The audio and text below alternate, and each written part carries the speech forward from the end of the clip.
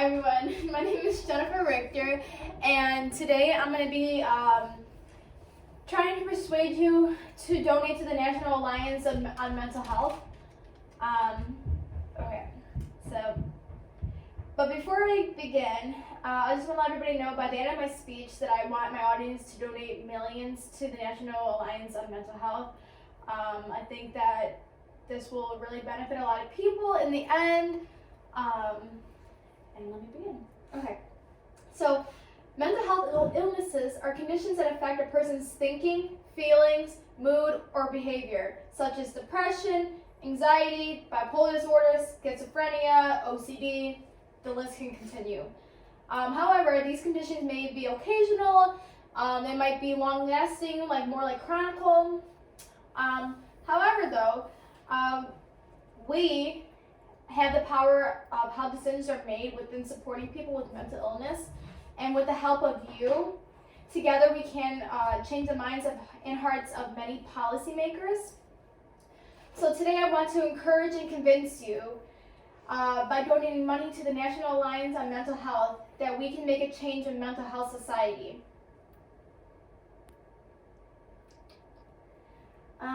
But before I begin, I just want to share a few facts. Alright, so the first fact is coming from the CDC, and the question is, how common are mental illnesses?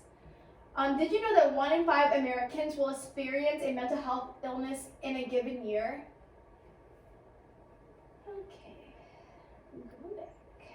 Okay, to begin, not everyone can afford healthcare insurance in the United States. According to Challenges and Opportunities in Global Mental Health, a Research to Practice perspective, the majority of those who need mental health care worldwide lack access to high-quality mental health care services. So in other words, they cannot get the help they need because they don't have insurance.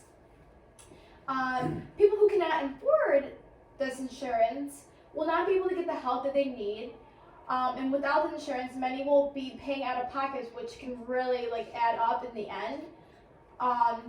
Also, another thing to keep in mind is that depending on what kind of insurance you have, your insurance might not cover all of it, it might not cover it at all, who knows. Next, with the help of the National Alliance of Mental Health, many people will be able to get the help they need.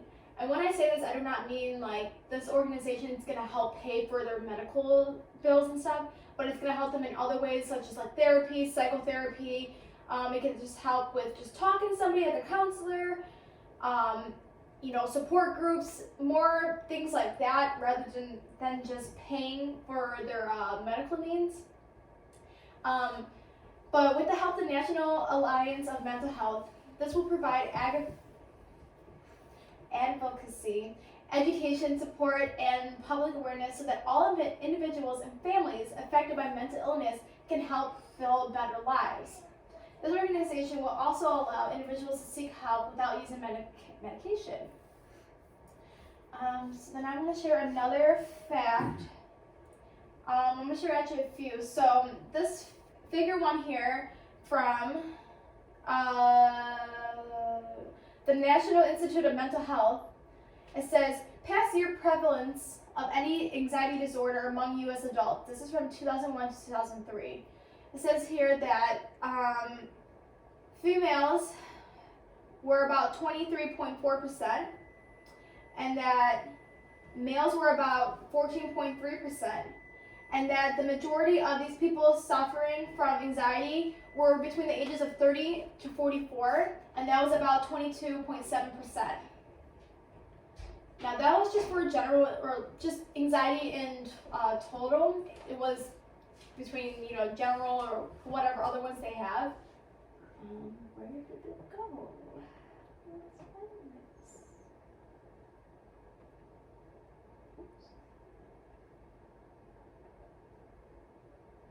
Okay, so the next one I'm going to do is, it's going to be more vague. It's just going to be more on mental illness. You may not know, but mental illness is actually very common in the United States. As I shared earlier, nearly 1 in 5 adults live with mental illness. It says here, it says in 2019, there were an estimated 51.5 million adults aged 18 or older in the United States with AMI, which pretty much means any mental illness. This number represented 20.6 of all U.S. adults. That means a lot of people are suffering from mental illness, and this was just within the last year, so I would assume this had somewhat to do with COVID-19 coming in. And that says here on figure 1, when it comes to race and ethnicity, it says that it gives you, Hispanic, white, black, Asian, and other, races, but the most for this is 31.7%, and that is 2 or more races. And it won't tell me exactly what it is, but alright, let's conclude this. So, in conclusion, mental health is very important in the United States. Many don't realize that there is other ways to help mental illness people other than just medication. So, in other words, I just want to encourage you and convince you guys that this organization is very, very important to donate to, and that I hope that I, convince you guys to donate, and yeah. Wow, Jenny.